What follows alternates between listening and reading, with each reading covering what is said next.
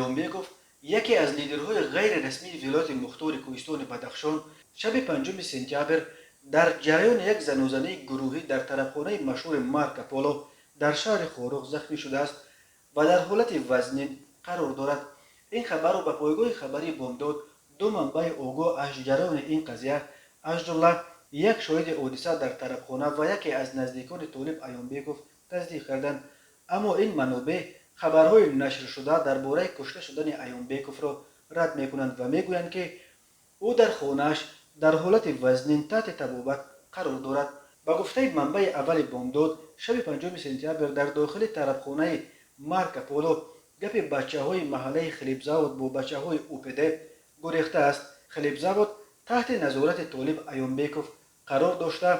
اوپده منطقه بچه‌های امام نظرов یک لیدر دیگر غیر رسمی بدخشان است که ماه آگوست سال 2012 در روزهای عملیات خوروغ به طور مرموز در یک حمله مسلحانه در منزلش کشته شده بود. منبع دوم نزدیک به اطرافیان طالب ایومبیکوف گفت مناقشه از یک بحث لفظی بین ایومبیکوف و سلام پسر امام نظرов سر شد و به زنوزنی گروهی پیچید. در جریان این زنوزنی کسی به سر طالب ایومبیکوف از قفا به خیش ضربه شدید زده است. ایومبیکوف را در حالت وزنین به بیمارستان بردند ولی در پی در بیمارستان پیدا شدن نفران مقامات او را از آنجا به خانه‌اش آوردند و حالا در خانه خودش تحت مراقبت دکتران مخصوص برای طبابت طالب ایومبیکوف دعوت شده قرار داشته است. طالب ایومبیکوف یکی از لیدرهای ضد و نقیص خوروغ به شمار می رود. او برادر خرده عبدالامان ایومبیکوف معروف با لقب لیوشا گربون یک فرمانده ارشد نیروهای خوددفاع بدخشان در سالهای جنگ شهروندی است که بعد کشته شدن لیوشا گربون رهبری محله خلیبزاود به دست وی گذشت. ماه یولی سال 2012 اسم طالب ایومبیکوف در رابطه به قتل گنرال عبدالله نظرов سردار ریاست کمیته دولتی امنیت ملی ولایت مختار کوهستان بدخشان ورد زبانها شد.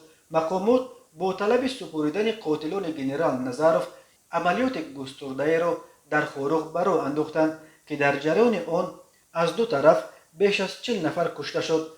در نهایت بین طرفها آتش بس به امضا رسید و برادر طالب عاقل ایومبیکوف و راننده‌اش حمزه مرادوف را همچون گمانبر اساسی قتل عبدالله نظرов به مقامات سپردند. دادگاه بعدا آنها را به 17 و 16 سال زندان محکوم کرد. بار دیگر نام طالب ایومبیکوف تیر ماه سال 2018 وقتی رسانه‌ای شد که او در قطار چند لیدر دیگر غیر رسمی بدخشان به حضور مقامات دعوت شد و با آنها پروتکلی را امضا کردند که طبق آن لیدرهای غیر رسمی بدخشان عهدهدار می شدند سلاح‌های خود را سپریده از آن به بعد با رعایت قانون زندگی می کنند و دست به ناآرامی نزنند.